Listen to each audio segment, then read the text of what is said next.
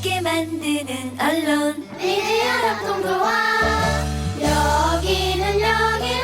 여기는 국민TV. 함께 만드는 언론 미디어 협동조합. 여기는 국민TV.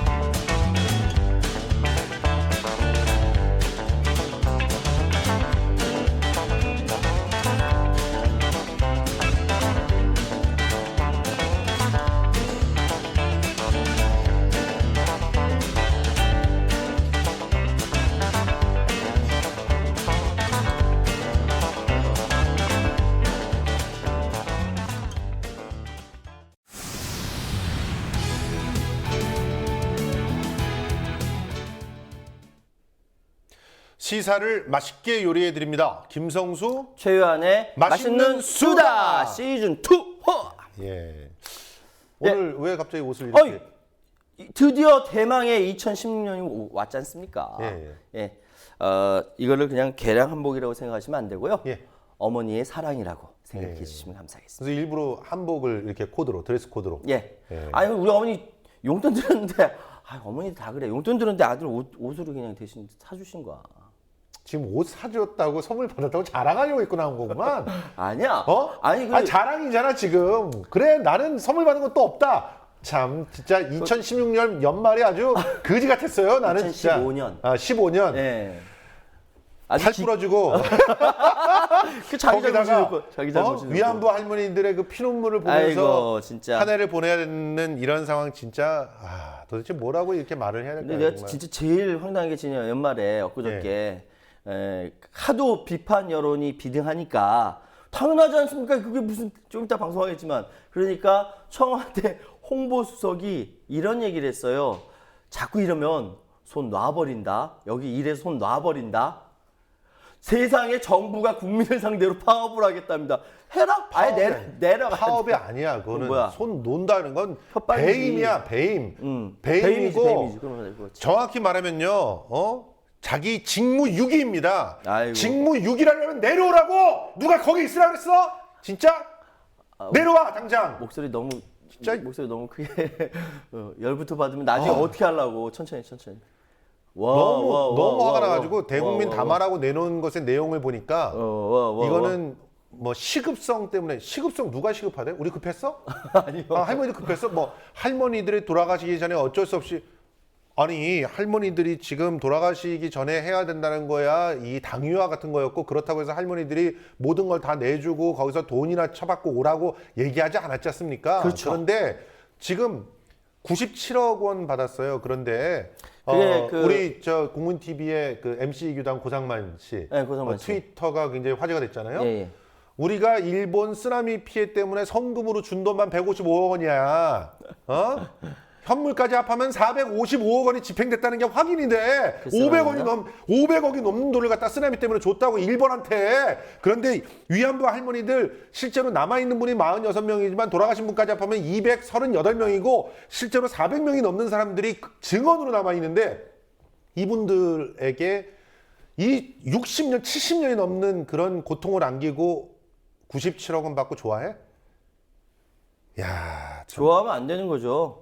이명박 정부는 내부에 이명박이 하도 이명박근혜 정부라고 해서 박근혜 정부는 그냥 내부에서 아유 잘했다 빨리 해결. 지금 잘했다고 하고 있어. 그러고 있어요. 그러니까 나경원도 다른 세상에서 사는 것 같아. 난 진짜 너무 어이가 없어서. 자, 우리 그러면 일단 이 졸속 합의, 이 졸속이란 말도 뭐라고 할까 더 심한 말이 있었으면 좋겠어. 그게 생각이 안 나가지고. 그게 생각이 안 나가지고. 염장 합의. 염장 합의. 혹은 위안부 할머니들 죽으라고 굿하는 죽으라고 제사 지내는 합의 이런 합의를 해놓고 제1차관이라는 인간은 와가지고 할머니들 앞에서 당당하게 고개를 들고 휴일이라서 합의를 해서 이게 우리가 웃는 게 아니에요. 휴일이라서 참, 아이고, 아우 쪽팔려. 자, 일단 이번에 그러니까 2012년에 이명박 정부 외교부가 명확하게 성노예라고 표기를 했습니다. 이건 잘한 거예요. 예, 그래서 성노예 이게 맞거든요. 실제로 미국에서도 성노예, 섹스 슬레이브스라고 하는 그런 단어를 예, 그 표기하기를 권장하고 있죠. 예 그렇습니다. 그래서 유엔에서도 받아들였던 거예요. 저희가 이거를 성노예라고 표현을 하도록 하겠습니다. 예. 할머니들 참 성노예 염장 합의의 문제점. 이건 김선수 평론가 염장 합의라고 했으니까 문제점 하나하나 이렇게 좀 짚어보도록 하겠습니다. 자해 합의 이런 건 어떨까? 뭐 자해 합의? 자해 합의. 자해. 이걸 합의라고 말하는 것도 이게 되게 뭐, 합의한 게 아니라 이게 뭐라고 해야 돼? 뭐 하여튼 예, 어쨌든 합의문도 없잖아. 합의문도 왜 그러니까 더 후폭풍이 더 커질 걸 예상한 거야. 그래서 구두로 발표하고 말았다니까. 아니 구두 합의를 해놓고 이거 합의를 지키라고 하면 이거 말 돼? 아니 그러니까 말도 안 되는 건데 말도 안 되는 게 현실화 됐어요 지금 상황이. 야 이게 외교를 이따위로 하냐? 그러니까 내가 이따 박근혜 예, 외교까지 하나씩 얘기해 같이 봅시다. 얘기합시다. 자, 하나씩. 첫 번째 짜잔 무엇보다도 성노예 피해 당사자들과 전혀 합의가 없어요. 합의가 뭐야? 통보 뭐 이런 것도 없었어요. 홍보도 사후 통보했어. 나중에 찾아왔지. 네. 이거 아무것도 없어. 우리 정부가 요청한 불가역적으로 일본의 법적 책임을 더 이상 물을 수가 없게 되었습니다. 이건 근데 일본이 주장하는 거야. 더 이상 물을 수 없게 됐다는 건 일본이 주장하는 것이고 실제로 법원의 판례들하고 국제법상의 상례들을 보면요. 피해 당사자들과 합의가 없는 그렇죠. 이게 뭐냐면 그 우리 저 누구야 이인철 변호사인가 그 사람이 나랑 있는 자리에서 얘기를 하다가 그렇게 비유를 해주더라고. 이거는 우리가 이혼을 이렇게 서로 합의를 하려고 그러는데 최태원 노소영 이렇게. 부부는 냅두고 변호사끼리 합의한 거죠. 이렇게. 저희끼리 그러면서 의뢰인한테 물어보지도 않고 합의를 변호사끼리 한 거예요. 이거는 그러네. 변호사법 위반입니다. 이인철 변호사도 그렇게 얘기하고. 야, 진짜. 이인철 변호사도. 그러니까 지금 이런 합의에 대해서 이미 1965년도에 있었던 예. 그 한일협정 당시의 합의를 예. 우리나라 대법원에서도 인정하지 않는다고 얘기가 나왔죠. 예. 그리고 헌법소원을 갖다가 제기를 했더니 헌법재판소에서는 아주 교묘하게 빠져나가면서 예, 예. 이런 얘기는 했어요. 일본의 배상 책임에 대해서는 에둘러서 인정을 하는 그런 판단을 내렸어요. 진짜. 그렇기 때문에 이런 식으로 아무리 주장을 해도 사라지는 게 아닙니다. 역사는 여전히 남아 있으니까요. 권은찬 교수님인가 그분이 또 6개로 딱 정리를 했었는데 예. 거기에도 이런 당사자들과 합의가 전혀 없었다는 점 때문에 이 합의는 합의 자체가 성립하지 않는 무효다 이렇게까지 무효다. 얘기를 하고 있습니다. 제가 얘기하다가 잘못된 거 있으면 지적해 주시고 예. 그리고 이거는 변호사법 위반으로 그렇죠. 만약 변호사들끼리 했다면 그러니까 이거는 변호사법 위반으로 국가 위반이야. 국가 아님을 입증한 거야 이 자식들이 정말. 국가 아님을 나 국가 아니야. 그러니까 뭐 정부 이렇게. 아니야. 정부 이건 아니야. 한국 정부 아님을 입증한 거랑 똑같은 거예요. 사실은. 근데 진짜 쪽팔리긴 하더라. 자, 두 번째로 야, 넘어가겠습니다. 중국이 얘기하는 거 보면 우리는 한국과 같이 합의할 생각이 없다 이렇게 얘기했는데. 나 여기 중국 얘기 그러니까 해놨어. 너무 골 때리잖아. 너무 쪽팔려. 예. 자꾸 그냥 막 생각나서 예, 맞아요. 순서에 맞춰서 합시다. 두 번째. 빠잔. 재단 설립은 우리 정부가 하고 일본은 그저 돈 10억엔만 던져주는 형식이어서 진정한 반성이 보이지 않는다. 근데 이거 있죠. 아베는 그날 이렇게 얘기하는데 아베 부인은 어디 갔었어요? 야스쿠니 신사 참배했어요. 뭐 하는 짓이야? 뭐 하는 짓이냐? 이건 뒤에서 외교적 엿먹으라는 거 아니야? 이런 게 외교적 결례라는 거예요. 결례뿐만 아니라 걸레 같은 짓이야 이게 정말 이런 짓을 한 것에 진정성이 들어가 있는 거죠. 한국 민족들은 걸레다 이런 거예요. 그런 협상을 해놓고 잘했대. 한국 자국민들한테 지금 뭐 하고 있는 겁니까 우리나라 외교부? 야 진짜 이거 참 보통은요 이런 식의 합의가 있다 그러면 정부 관계자는 물론 정부 관계자들의 가족들도 다 행동을 조심합니다. 그럼요. 왜냐하면 오해받을 수 있는 당연하죠. 요지가 있어서 예. 어렵게 성사시킨 합의에 누를 끼칠까봐. 그런데 아베 부인이 야스쿠니 신사에 신사에. 가가지고 참배를 그냥 그날 했다니까. 언론들 합의하고 난 다음에 언론들 다 쫓아가서, 다 데리고 다 쫓아가서 이게 뭔 줄 아세요? 엿먹으라는 거야 진짜. 그다음 자, 세 번째. 그다음에 10억엔도 이건 문제가 있는 게 10억 엔? 이번 일단 보세요. 예. 예전에 그 재팬 파운데이션이라고 하는 걸 만들어 가지고 예. 그 17억엔을 기금을 조성했잖아요. 맞아. 그때. 예. 예. 이때도 17억엔이었고요. 그때 당시에 환율로 따지면 200억이에요. 이미 그때 200억을 갖다 마련을 하고 우리 많은 위안부들한테 또 돈을 갖다 줬다고 일부는 또 그 돈을 받고 합의한 분들도 있잖아요. 있죠. 예. 그때보다 돈이 적어요. 그때보다도. 그리고 그때는 재단도 일본이 만들었어요. 그치. 운영도 일본이 했어요. 물론 우리나라가 재단을 갖다 설립한다는 점에서 장점도 있을 수가 있어요. 뭐 예를 들어서 피해를 갖다 얘기한다거나 뭐 돈의 액수를 정한다거나 이런 부분에서는 장점이 있을 수가 있어. 그런데 딱가리지 다 해주고 일본은 부담 없이 돈 97억만 딱 던져주면 끝. 그러니까 일본이 잃은 것은 97억 뿐이다. 네. 뭐 이렇게 얘기하잖아요.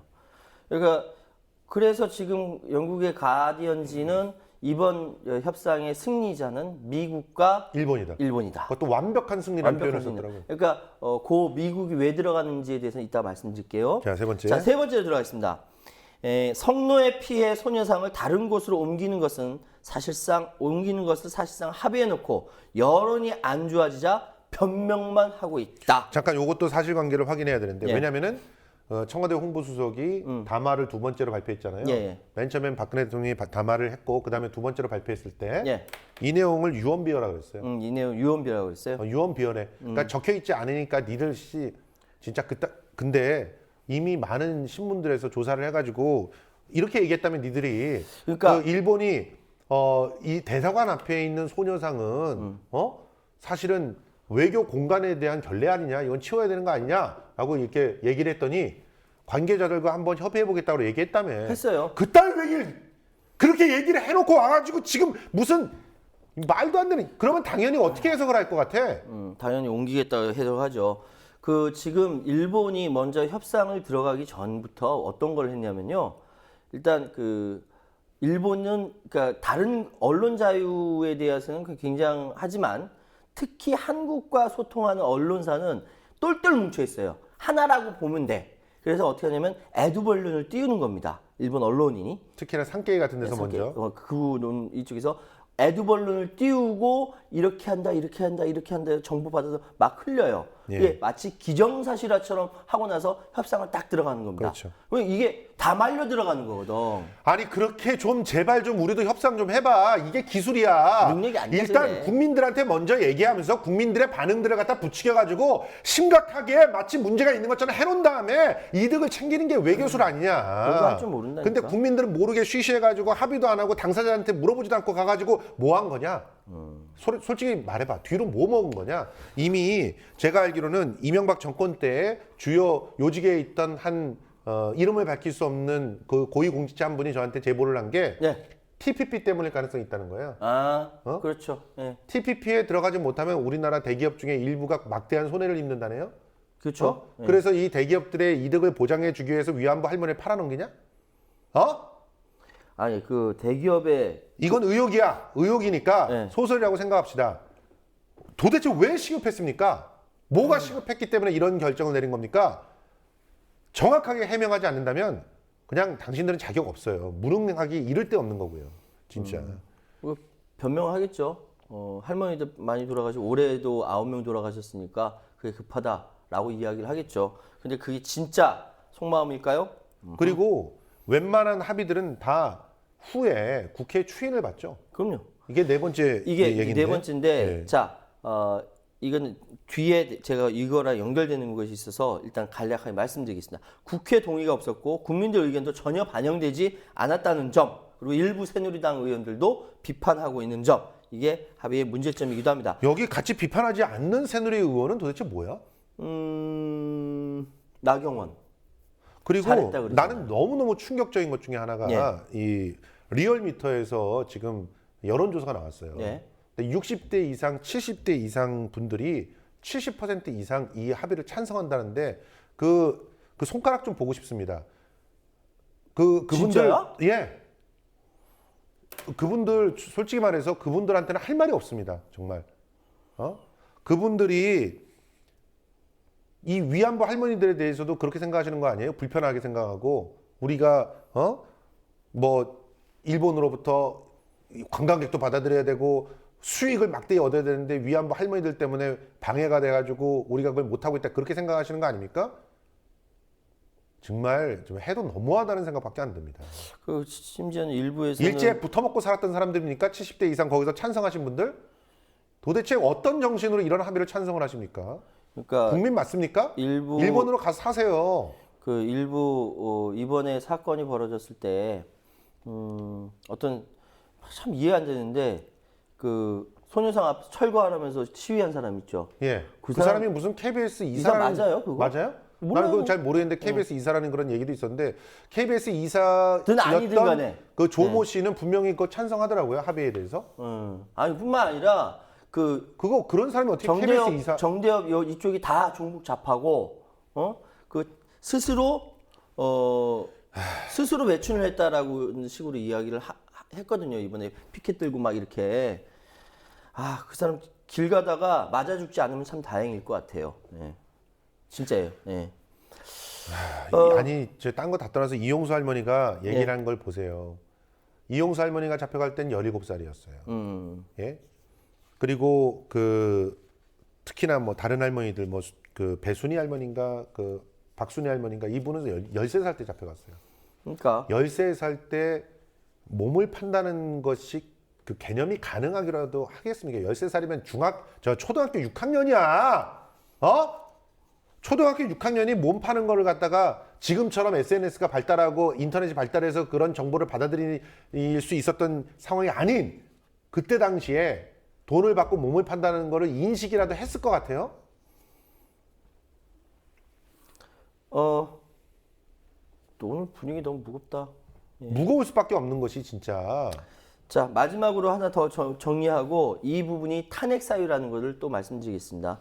한국과 일본을 이용해서 중국을 견제하려는 미국의 동아시아 정책에 사실상 한국이 이용당한 것, 잘못됐다라는 거죠. 이 부분에 대해서는 제가 좀 말씀드릴게요. 그러니까 지난 2015년에 한국은 굉장히 그 애매한 위치에 있었습니다. 계속적으로. 뭐냐면은 경제적으로는 중국에 끌려갈 수밖에 없는 입장이었거든요. 그렇죠. 왜? 수출이라든지 이 모든 부분에 있어서 중국에 거의 뭐 완벽하게 이렇게 매달려 있는 상황이고. 그거 그런데 칭찬했던 언론들 다 어디 갔어? 다 그냥 무릎 꿇고 와봐. 지금 이제 와서 좀. 난 솔직히 그때 칭찬했던 기자들을 갖다가 좀 다 데리고 오고 싶어. 이제 와서 지금 어떻게 쓰고 있나? 그 중국과 엄청난 그런 성과들을 냈다며? FTA 얘기하는 거죠? FTA도 그렇고 네. 중국과 가가지고 뭐 최초로 들어가서. 시진핑과 같이 하면서 엄청난 투자를 받아냈고 경제적 성과도 어쩌고 네, 그렇죠. 난리를 쳐놓고 자 그래놓고 TPP 뻥 하니까 그 다음부터 행보 엇갈리기 시작했잖아요. 그렇죠. 예. 그 다음에 이제 와서 뭐라고 하는 거 있어? 이제 와서 왜 중국과 같이 협조 맞춰가지고 왜 위안부 문제를 중국과 같이 안 하는 겁니까? 그렇죠. 예? 그러니까 굉장히 웃겨져 버린 게 그러면서 안보 측면에서는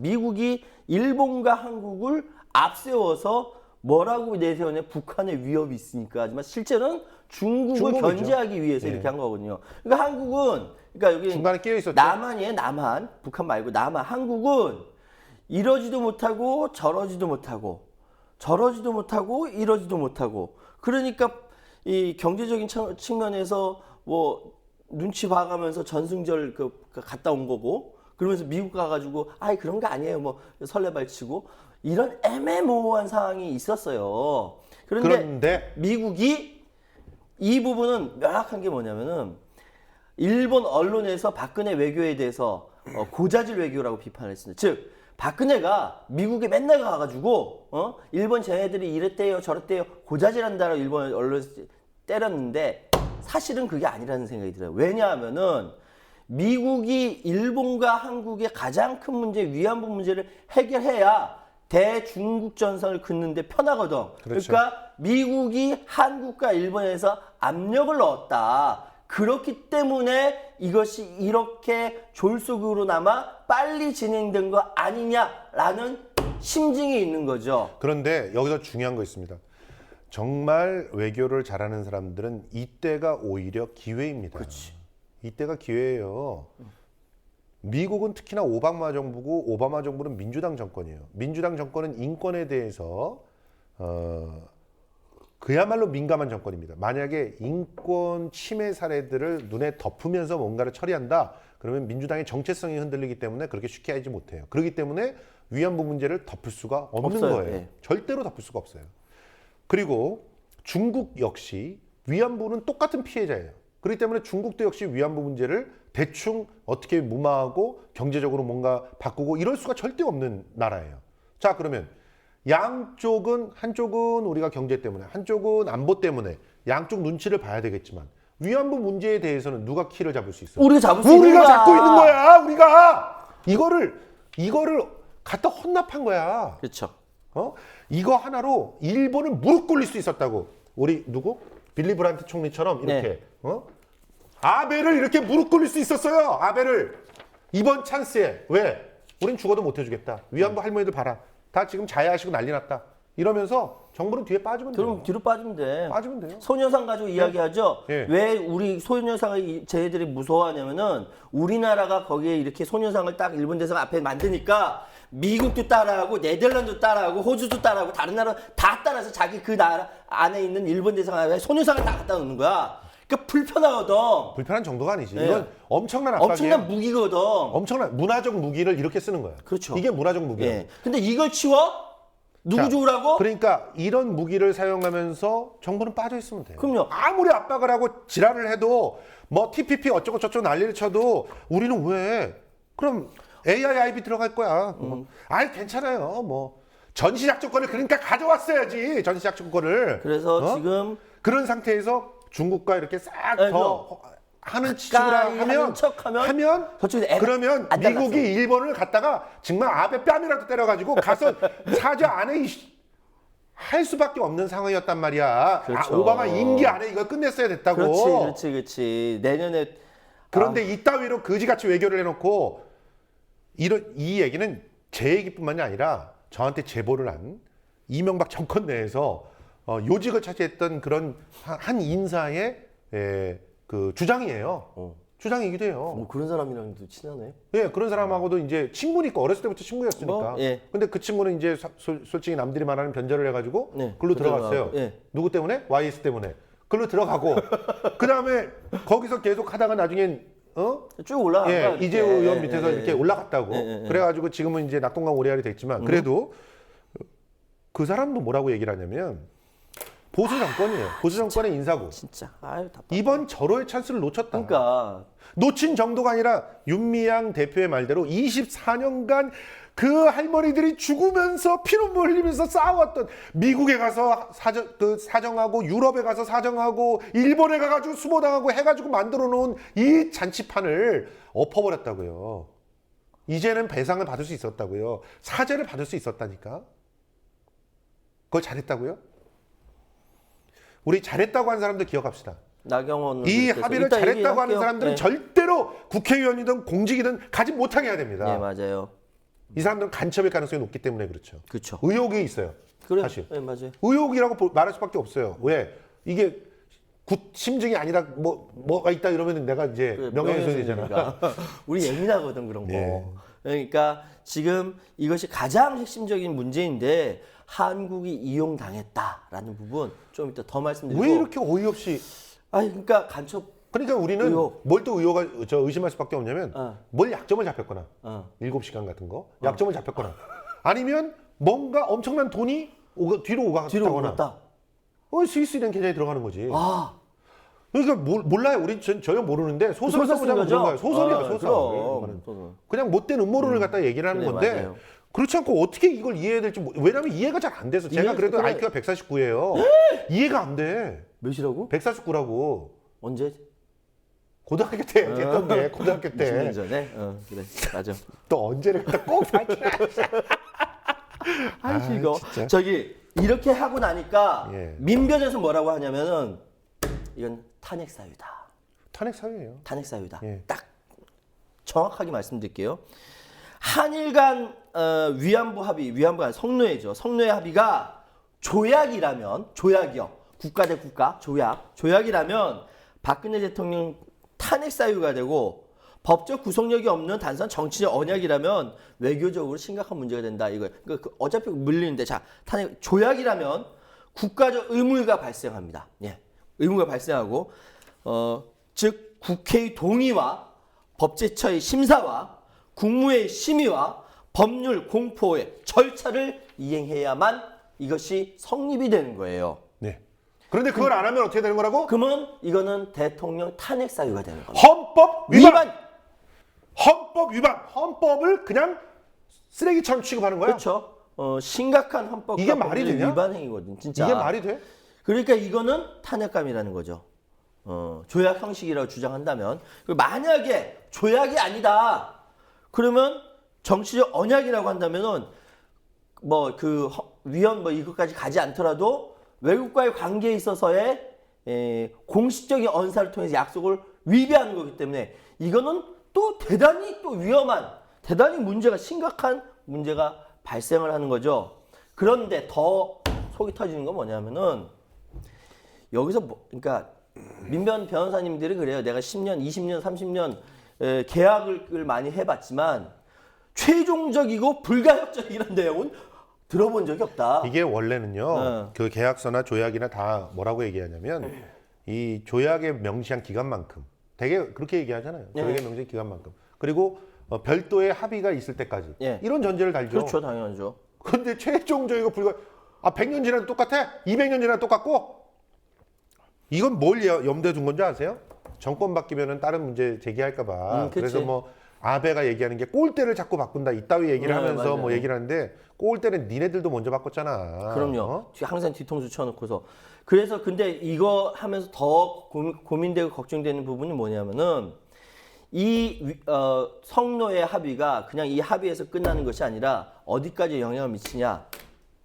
독도에까지 영향을 미칠 수 있다는 겁니다. 어떻게 그렇게까지 영향을 미치는지. 왜냐하면은 독도는요 지금까지 이런 것들을 통해 가지고 서로 만나거나 협의를 하지 않았어요. 그렇죠. 그런데 실질적으로 지금 살아있는 할머니들의 생명 가기 전에 뭐 협의한다고 해서 만나서 이야기를 한 거지 않습니까? 그렇죠. 여기서 다 내줬다고 한다면 예. 향후에 독도 협의할 때 이 사람들이 그대로 가가지고 그냥 하고 싶은 대로 해라. 왜? 뭐 창조적인 미래를 위해서 이렇게 이야기할 수도 있다라는 거예요.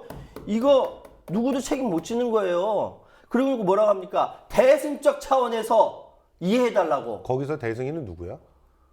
빅뱅의 대성이는 아니고. 그렇지. 예. 대승이라니까. 발음 똑바로 했어. 아저씨가 그런 거야. 대승적 차원에서 저기요. 국가가 국민의 생명과 국민의 안전과 국민의 인권과 이걸보다 더 먼저 생각하지 않고 엉뚱한 거 생각하는 것이 그게 전체주의야. 독재고. 독재고. 대승적 차원? 누구 맘대로? 대성이의 경상도 사투리군요. 아유, 웃길라고. 예, 진짜. 한 말씀 하세요. 저는 그냥 한마디로 대한민국 대통령 아님을 선언한 사건이 아닌가 저는 그렇게 봅니다. 그리고 지금의 외교부는 대한민국 외교부가 아니라는 걸 선언했어요. 그리고는 이렇게 해놓고 나서 윤병세 외교부 장관이 아주 여러 가지 제약 속에서 정말 최선을 다한 성과가 있는 그런 그 합의였다라고 자평을 하는 것을 보면서 야 정말 머리까만 외국인 아닐까? 이걸 최선이라고 하는 것 자체는 얼마나 무능하면 저걸 최선이라고 할까? 글쎄 말이야. 이런 생각이 들었어요. 맞아요. 그러니까 아니 시험지를 줘서 이제 10점을 받은 애가 와요. 네. 네. 걔는 너 놀았어? 최선을 다한 게 이거야? 죄송해요. 앞으로 공부 열심히 할게요. 이거 개전의 여지가 있는 거 아니야. 최선을 다했어요. 어떻게 하실래요? 때려쳐야 되는 거야. 죽일래요? 아니 그냥 때려쳐야 되는 거야. 그냥 10점 맞으면 때려치는 거야. 공부는 때려쳐. 그냥 뭐 다른 걸 해야지. 어떻게 공부에 또 미련을 갖게? 그럼 그 자리에서 내려와야 되는 게 맞는 거야. 맞아요. 그냥 학생 아니게 하면 돼요. 그런 학생들은 학생 아니게 하고 가서 기술을 배운다거나 장사를 배운다거나 그러면 되잖아. 그렇지. 왜 거기서 그 앉아서 공부를 한다고 그 앉아 있냐고 학생처럼. 그러니까 당신네들 마찬가지야. 지금 우리가 생각하는 건 100점인데 거기서 지금은 30점도 안 되는데 30점도 안 되는 걸 받아갖고 와서 최선이라고 그러면 그 자리에서 내려오면 돼. 왜 거기에 있냐고. 자, 넘어갑시다. 자, 이렇게 나오고 나니까 어떤 반응들이 있는지 좀 살펴봤습니다. 자, 대권 후보자로 이름이 나오는 반기문 유엔 사무총장 좋아하시는 분들 많죠? 예, 좋아하는 사람들 많더라고. 우리 국민TV 조합원들은 아닌 것 같은데 이렇게 얘기했습니다. 박근혜 대통령과 아베 신조 총리의 리더십과 비전에 감사한다. 한일 양국은 과거사에 대한 올바른 인식을 통해 미래지향적으로 발전해 나가야 한다. 과거사에 대한 올바른 지향이 그 군대가 이끌고 가서 성노예를 갖다 만들어서 최소한 6개월에서 최대는 7년 가까이를 갖다 성착취를 해놓고 거기에 대해서 미래지향적으로 발전해 나가기 위해서는 화대주면 되는 거야? 이게 미래지향적입니까? 반기문 아웃이야! 여기 이 미래지향적인 미국 첩자가 아니면 어떻게 이렇게 얘기할 수가 있어? 이 미래지향적인 미래를 그러니까 어떤 미래일까? 윤미래는 아니야. 자, 여기서 이야기하는 미래는요. 미국 중심으로 일본과 한국을 최전방에 내세워서 총알바지로 만들고. 대중국 전선의 총알바지로 만든다는 그 미래라고밖에 해석이 안 됩니다. 이게. 그러니까 여기서 확실해진 거죠. 반기문 유엔 사무총장께서는 자기의 정체를 드러내신 겁니다. 예. 축하드려요. 예. 오케이. 미국 간첩이시니까 이렇게 확정지어서 또 얘기하면 안 돼. 그런 의심이 되니까 의심이 예. 되니까 대권 후보로서는 아주 부적절하지. 예, 안 되죠. 안 되죠. 예. 영원히 아웃. 아웃. 그냥 자, 유엔 사무총장에서 끝내세요. 그다음 보시고요. 두 번째 보니까 그것도 진짜 노무현 대통령이 만들어졌는데 진짜. 됐어. 에이, 넘어가. 정말. 자, 두 번째 보니까 아까 뭐 누가 얘기하는 거 다 얘기하랬죠. 사실 예, 나경원 나경원. 의원도 얘기했고요. 이제 지금 준비한 원유철 새누리당 원내대표가 아베 총리가 개인이 아닌 총리로서 사죄와 반성을 한 것도 평가할 만하다. 그건 당연한 거야. 한일 외교장관 회담에서 한일 양국이 일본군 위안부 문제에 대해 진일보한 합의를 이끌어낸 것을 환영한다라고 얘기했습니다. 뭐가 진일보한지 좀 알려주세요. 예. 자, 일단 돈도 재팬 파운데이션보다 적어요. 예. 그다음에 그 총리 차원의 사과를 심지어는 직접 총리가 방문을 해서 할머니들한테 사과를 하기로 했다는 사사의안도 있었어요. 네, 그거보다 그렇죠. 지금 발전했습니까? 전화로 박근혜 대통령한테 사과했어요. 이게 뭐야? 변호사끼리. 변호사끼리야. 변호사법 위반이지. 철저하게. 예, 변호사법 위반이지. 근데 이런 거를 진일보라고? 그리고 그러니까 도의적 책임을 진다라고 하는 말에서 도의적이란 말 뺀 게 진일보라고? 어떤 책임을 통감한다는 거야 그러면? 어쨌든 지금 이 상황은 그러니까 이 상황이라기보다 법적인 뭐 이야기는 아무것도 없잖아요. 예. 그냥 흐지부지 넘어간 거고 쟤네 계속 지금까지 그렇게 해왔어요. 거기에 또 속아. 자, 한 번 속으면 이렇게 사기당했다고 쳐. 두 번 또 속으면은 아유 왜 두 번 어쩌다가 세 번 사면 바보야 병신이야. 병신은 말이 아니라 바보예요 진짜로. 세 번 사면 그 속은 사람 잘못이야. 몇 번 속냐 지금. 만약에 우리 외교부가 정말 자존심이 있고 우리 국민들의 어떤 심정을 생각하는 그런 합의를 했다면 93억 원 얘기할 때 그 돈 정도는 우리도 있으니까 가서 껌이나 사서 드시고 이왕이면 롯데껌 사서 드시라고 그러고 그리고 와가지고 무릎 꿇고 사죄하라고. 그럼 1원이 돼도 배상을 하라고. 1원이 돼도 배상을 하라고 얘기를 했어야 되는 거예요. 그래 맞아요. 예? 자 이렇게 되는 상황에서 중국 사람들은 어떤 의견을 내놓고 있을까요? 중국 가기 전에 저 야당한테 한마디 하겠습니다. 더불어민주당? 참 불어 터진 민주당이 아닌가 생각이 드는데요. 아니 왜 국민한테 성금을 걷어 거기다 대고. 아니 무효선언까지는 잘했다고 쳐. 왜 국민한테 성금을 걷어? 미쳤냐? 우리가 무슨 맨날 이런 일만 터지면 거기다 주머니 걷어주고 뭐 얼마나 더 줘야 돼? 국민들이. 그러니까, 국민들이 봉이냐? 호구야? 예, 이 부분이 아주 야당이라고 진짜 도대체 이제. 왜 김성수 평론가가 화를 내냐면요. 우리는 얼마든지 일본군 성노예 할머니들을 위해서 성금 낼 수 있어요. 근데 문제는 뭐냐면은 이런 일이 벌어졌을 때 명백한 책임을 묻고 거기에서 무효 선언하고 싸움을 정해줘야지. 싸움을. 이게 성금을 걷어버리면은 이게 흐지부지 없어져 버려요. 그래 투쟁성이 없다는 거야. 아니 투쟁성이고 나발이고 다 떠나가지고 성금이라고 하는 것이 어떻게 이게 왜 성금을 문제를 걷어? 해결할 수 있는 구체적인 방법이냐? 아니잖아. 바보들이야 정말. 주변에서 정말 참모들 도대체 뭐 하고 있는지 모르겠어. 이러니까 이중대 소리를 듣지. 말만 맨날 그냥 세게 하면 도대체. 자, 중국 그 사람들이 뭐라고 하냐면 중국 100명 중 중국 잠깐만요. 중국 가기 전에 한마디만 더. 한마디만 더. 미안. 정의당도 한마디 하고 싶어요. 대통령 사과하라고?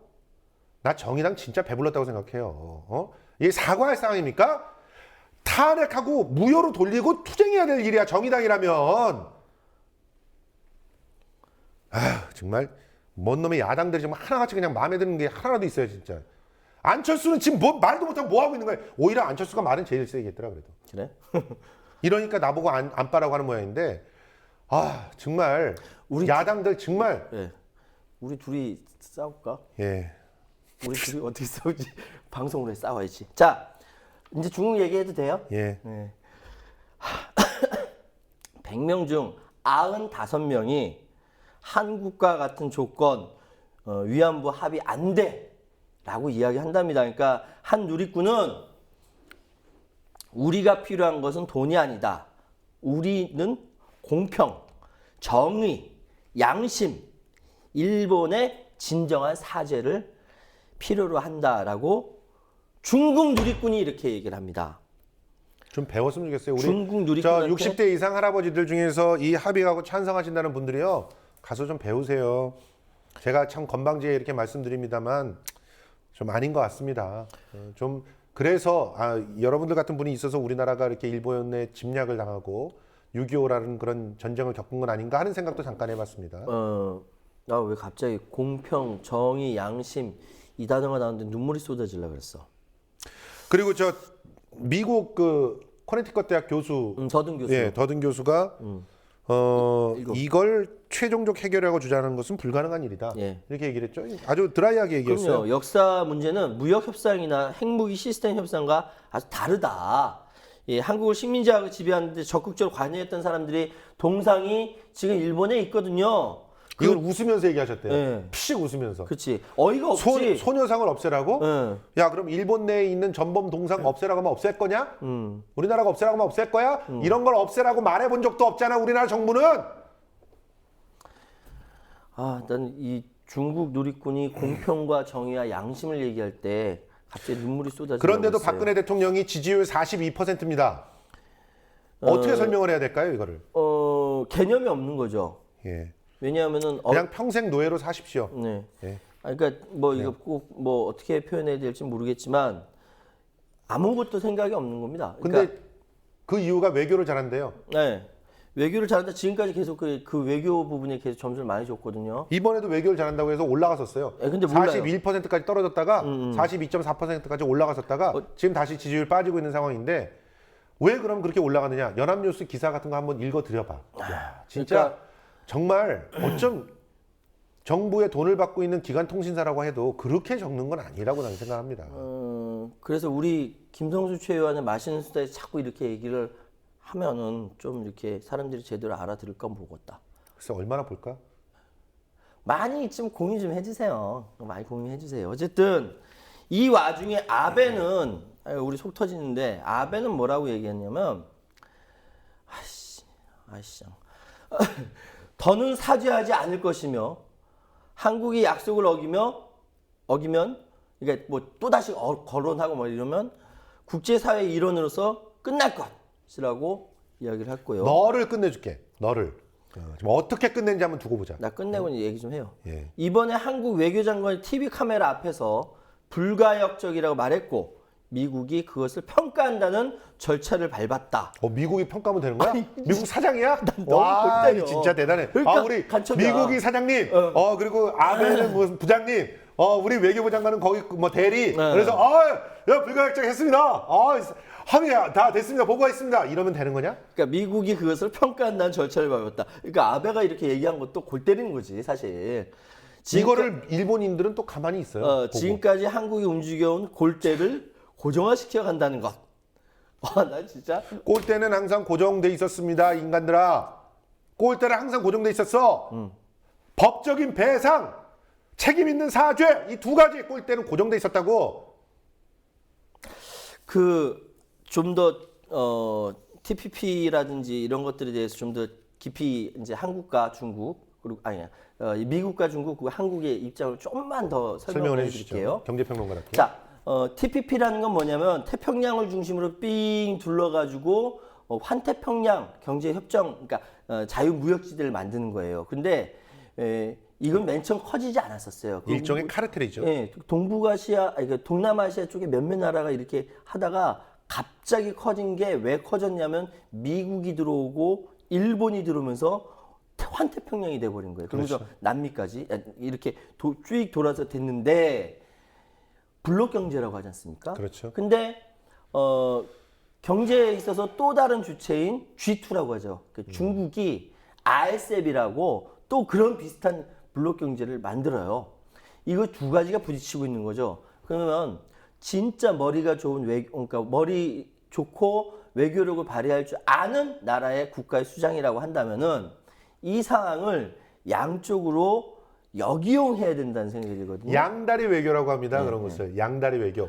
이쪽 발 딱 집어넣으면서 저쪽 이쪽으로 오라고? 알겠어요. 그럼 뭐 줄 거야?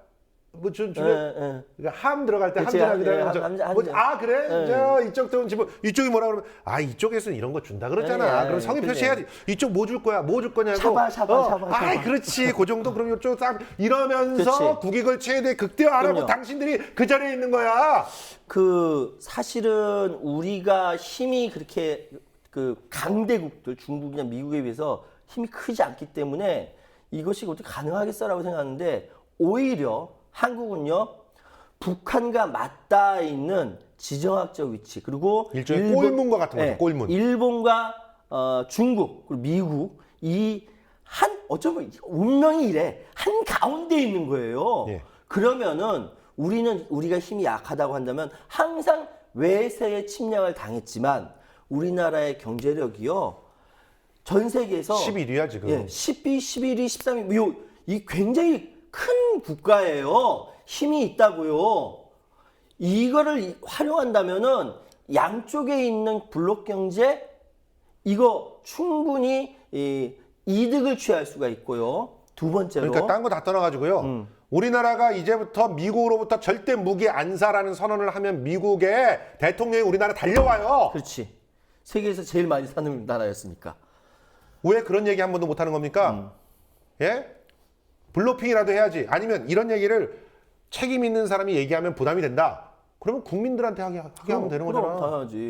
국회에서 하게 하면 되는 거 아니야? 네, 맞아요. 그럴 때 야당하고 파트너십이 필요한 거 아니야? 야당 대표 보고 하라 그러면 되는 거 아니야? 그래서 나는 그 박근혜 정부에 보이지 않는 이 검은 머리 외국인들 많이 산다고 생각해요. 예. 하여튼 뭐 여러 가지 더 이런 것들이 있는 두 글자로 말하면 간첩? 네, 그죠? 간첩. 예.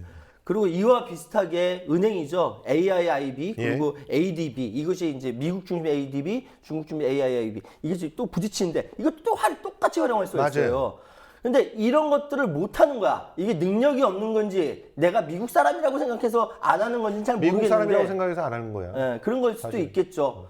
추측이 뿐입니다. 왜냐면 조국을 위해서. 이래서 그런지 몰라도 일개 국민 최소한을 생각하는 건데 참 더럽다. 자, 그러면 어떻게 해야 할 것인지 모범 사례가 있죠? 일단 이 부분 양다리 외교에 대해서는 좀 정리를 해주시고. 네. 예. 그래서 이 국익을 극대화하는 방법들. 그래서 그러니까 더 정확하게 말씀드리면 아까 사실 우리 그 김성수 평론가가 먼저 얘기했어요. 나라를 지키는 전시작전권 정도 그 정도는 갖고 있어요. 그 정도는 가지고 있어야 돼요. 왜? 그렇죠. 최고 통수권자가 군대를 이렇게 좌지우지할 수 있는 힘을 갖고 있어야 어디 가서 말 한마디 해도 할 수 있는 거 아니겠습니까? 근데 그런 것도 없이 얘기하니까 너무 쪽팔린데 그런 나라에 대한민국이 살고 있는 거예요. 그러니까 지금 상황은 기초부터 다시 해야 돼요. 외교부 라인 싹 갈고 갈아야 됩니다. 외교부 라인 싹 깔아가지고 진짜 이 사람들 간첩아닌지 한번 검토해보고요. 저는 감사와 수사도 필요하다고 생각합니다. 뒤로 뭐 이건 먹었는지 개인적인 생각입니다. 개인적인. 뒤로 뭐 먹었는지 개인적으로 생각이 돼요. 이렇게 해보고 그러면서 외교 그리고 기조를 이 기조를 다시 만들어야 돼. 다시 세워야 돼요. 세우지 않은 상태에서 지금처럼 윤병세호가 가는 것처럼 우리가 그래도 잘했어요라고 고개 빳빳이 들고 나가는 거는 제2의 이런 외교 참사, 독도를 이렇게 팔아먹을 수가 있고요. 예? 제2의 동북공정 같은 거 인정해버리고 넘어가고 이어도 팔아먹고. 이어도 팔아먹고 이런 것들이 계속 벌어질 수가 있다는 거죠. 이게 굉장히 심각한 문제입니다. 그러니까 양다리 외교가 가기 전에 그 능력도 안 되니까 일단 지금 외교부 싹 다 갈고 물갈이하고 외교부 이 기조를 다시 성립하고 이렇게 해야 한다. 이걸로 일단 결론을 내리겠습니다. 자, 그러면 우리 최유한 평론가가 야심차게 준비한 뭘 코너. 야심차게 준비해 이거. 이 노컷 뉴스의 카드 뉴스에서 나와 있는 정말 설명드릴게요. 올바른 사죄란 무엇인가에 예. 대한 이 내용들을 좀 우리가 같이 보면서 예. 일본한테 우리가 어떤 걸 얻어냈어야 되는 건지 새 벽도의 하나의 과제로서 한번 제시를 해보죠. 그렇죠. 1970년대에 이게 빌리 브란트 독일 총리가 독일이 옛날에 2차 세계대전 때 유태인들 많이 학살했잖아요. 실제로 가서 이렇게 무릎 꿇고 사과를 했어요. 우리는 이렇게 일본으로부터 받아내야 합니다. 이게 맞는 소리인데 이래서 독일이 강한 나라가 된 거죠. 그렇죠.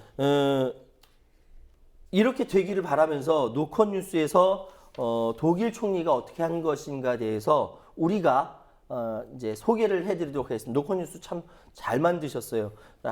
하나씩 이야기해보죠. 그러면 그림으로 여러분께서는 보실 수가 있습니다. 상처 입은 이들을 위로한 단 한 번의 사죄. 1970년 12월 폴란드 수도 바르샤바의 유태인 위령탑 앞 한 남성이 헌화를 마치고 돌아서려다 갑자기 차가운 바닥에 무릎을 꿇었습니다. 이 남성은 당시 서독의 총리였던 빌리 브란트였습니다. 위령탑이 있는 자리는 1943년 5만 6천 명의 유태인들이 나치에 반대하며 봉기를 일으켰다 학살된 게토 지역이었습니다. 2차 대전 전범국 총리가 게토에서 사죄하는 것은 쉽지 않은 일이었기에 전 세계의 주목을 받았습니다. 전쟁 후 독일이 지금까지 피해자에게 배상한 금액은 무려 100조 원 이상이었습니다. 독일은 또 나치 전범을 집요하게 추적해 처벌하기로도 유명합니다. 최근에는 아우슈비츠에서 회계장부를 관리했던 94살의 노인에게 징역 4년을 선고하기도 했습니다.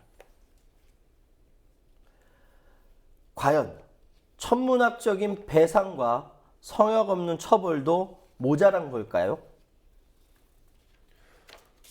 중고등학교 역사 교과서는 아우슈비츠를 사상 최대의 인간 학살 장소라고 명확히 가르치고 있습니다. 나치 문양인 하켄크로이츠 사용은 전쟁 이후 법으로 금지됐습니다. 1995년 헌법재판소는 나치 범죄를 부인하는 망언이 형사처벌 대상이라는 판결을 내리기도 했죠. 히틀러의 자서전 나의 투쟁은 무려 70년간 금서였습니다.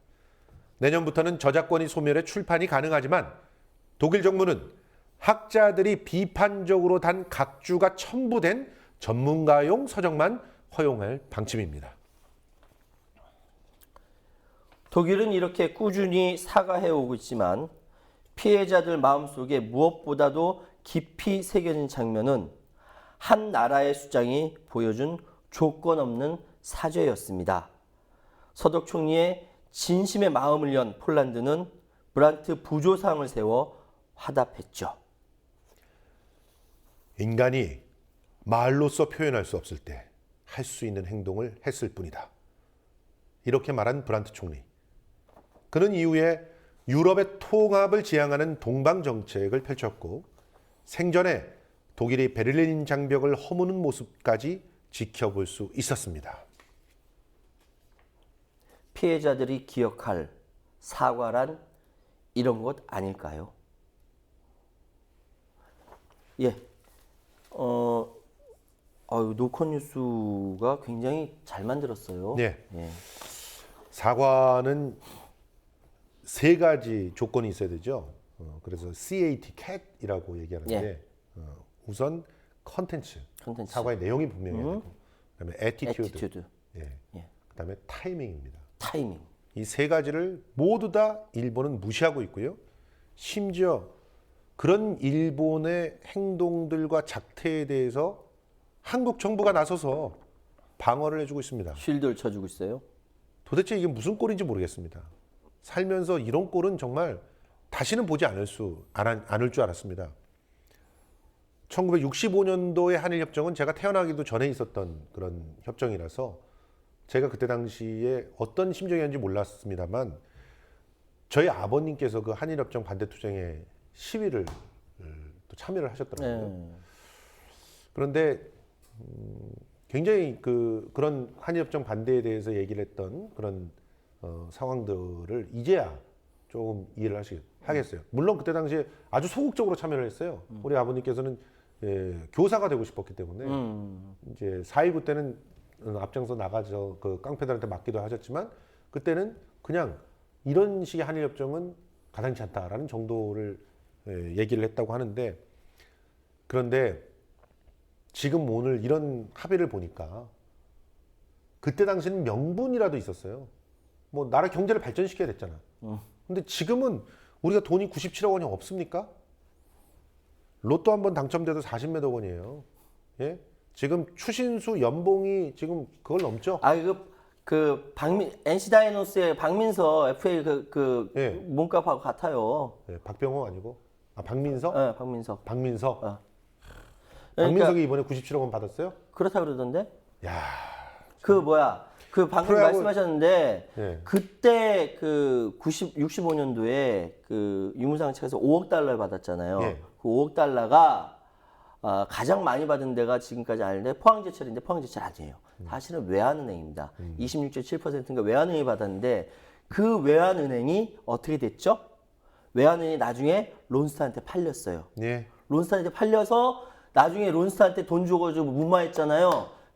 이제는 론스타를 떠나보내야 할 때라고 외치던 그 사람들이 지금 와서 이제는 소녀상을 떠나보내야 할 때라고 얘기하고 있는 아주 기가 막힌 이 시절을 우리가 살고 있다는 거죠. 그렇습니다.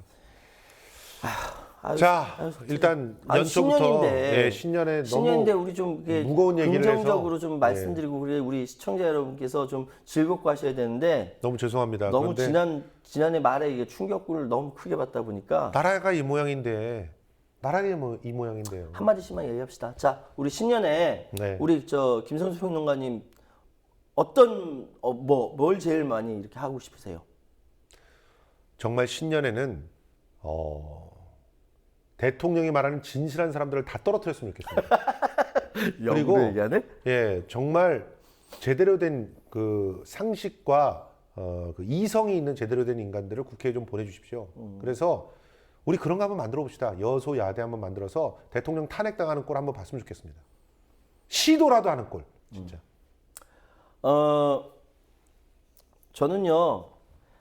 정치는 우리 김성수 평론가가 다 얘기했으니까. 이런 식으로 또 빠져나가려고 나만 문제적인 발언한 걸로 빠져나가려고. 워낙 이제 올바른 소리를 잘 하시니까 김성수 평론가님께서 그래서 다 말씀하셨으니까 그렇게 됐으면 좋겠고요. 동조합니다. 예. 그리고 우리 김성수 평론가 팔도 빨리 나왔으면 좋겠고요. 그리고 저는 대한민국에서 언론이 이런 부분들에 대해서 하나하나 찝으면서 좀 이야기를 하는 그런 언론들이 좀 기계가 다시 살았으면 좋겠다. 그렇죠. 기계가 좀 살아있는. 왜냐하면은 세상 사람들은 세계를 바라볼 때 언론을 통해서 바라보거든요. 언론에서 왜곡하면 다 모든 것이 왜곡돼서 보일 수밖에 없기 때문에 그래서 언론이 바로 서야 나라가 바로 선다는 얘기가 바로 거기 있는 겁니다. 그래서 지금 있는 이 몇몇 언론들은 You are not 언론, You are not 언론. 나 노정열 씨한테 배웠어요. 너는 언론도 아니야. 에? 그런 거지. 내가 어쨌든 얘기가 허탈하다. 언론이 바로 서는 한 해가 됐으면 좋겠다. 네, 그렇게 그랬어요. 얘기하신 예, 거죠? 그랬으면 좋겠습니다. 예. 그럴 가능성은 없어 보입니다. 그게 참 답답한 일이죠. 당신이 말하는 가능성은 별로 없어 보입니다. 그럼 우리는 어떻게 해야 돼? 우리는 열심히 맛있는 수다를 해야 된다는 거지. 알겠습니다. 저희 열심히 맛있는 수다 하겠습니다. 힘내서요. 예. 안 할 거야, 그러면? 해야죠. 그렇죠. 예. 시간 다 됐습니다. 저희요, 열심히 맛있는 수다 열심히 해가지고, 많이 좀 홍보 좀 해주세요. 예. 저희 열심히 하고 있으니까. 그래서, 어디, 맛있는 수다에서 이렇게 이야기하더라. 라는 것이 언론에 한번 나갔으면 좋겠다라는 생각도 해보고요. 예, 이제 2016년은 붉은 원숭이의 해라고 합니다. 제가 마침 원숭이띠예요. 그렇지. 예, 원숭이띠여서 저는 앞으로 잔나비띠지. 예, 올 한해는 굉장히 대운이 올 거라고 하는데. 거짓말 하지 마세요. 이거 진짜 뭐 원숭이띠라서 예. 특히나 이제 붉은색이 저하고도 잘 어울리는 색이라고 합니다. 그래서 굉장히 좋은 일들이 벌어질 거라고 하는데. 빨간색이야? 예. 그러면서 행운을 불러다 주는 색이라고 예. 붉은색이. 중국 사람도 굉장히 좋아하죠. 그래서 그래서 뭐? 맛있는 수다가 대박이 날 거라고 생각하고요. 네. 그리고 하는 것마다 다 일일이 대박이 날 거라고 생각을 합니다. 전 욕심 그런데 없어요. 김성수 평론가 옆에 딱 붙어가지고 대박 날 때 같이 맞을 거예요. 예. 라디오 재벌이시잖아요. 왜 이미. 그러십니까? 예. 그만하세요. 예. 라디오 계속 연말에 들어왔다며 막 쏟아져 들어와가지고 막 어떻게 이걸 다 처리하지 막 이랬잖아요. 여러분 사랑합니다. 다음 주에 뵐게요. 다음 주에 뵙겠습니다.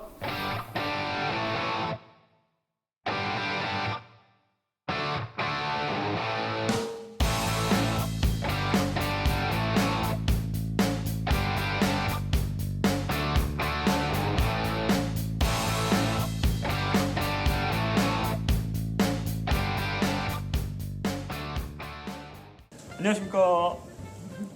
이사장 맡고 있는 현상입니다. 네, 안녕하세요. 제작국의 김종훈입니다. 예, 새해 복 많이 받으세요. 새해 많이 받으세요. 올해부터 저희 그 국민TV에서 우리 조합원님들이 내주시는 그러한 그 소중한 정성에 조금이라도 좀 보답하고자 조합원님들이 그 하시는 일, 네. 또 조합원님들이 생산하시는 농산물이나 네. 조합원님들이 하고 있는 각종 사업장들 많이 좀 우리 조합원들뿐만이 아니고 여러 이런 쪽에 좀 홍보를 할 그러한 계획을 가지고 있습니다. 그렇습니다. 아시죠? 삼성동 재벌 광고는 받지 않습니다.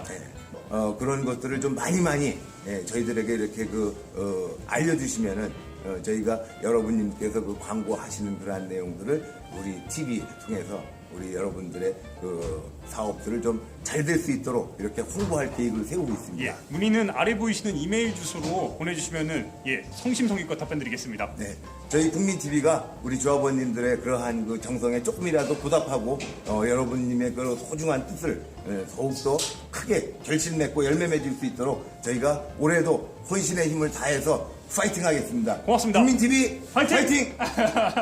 마치겠습니다. 고맙습니다. 신선한 원두, 향긋한 커피가 있는 여기는 미디어 협동조합 국민카페 오네어. 국민 모두 함께하는 공간, 국민TV 그리고 국민카페. 달콤한 커피에 사랑과 정성을 듬뿍 담아드립니다. 향기로운 커피가 있는 곳, 자유롭게 책도 볼 수 있고 사람 향기도 느낄 수 있는 넓은 문화공간, 생생한 라이브 공연, 그리고 도심 속 작은 미술관까지 낭만이 있고 여유를 즐길 수 있는 쉼터, 나눔과 사랑이 넘치는 카페, 국민카페 오네어.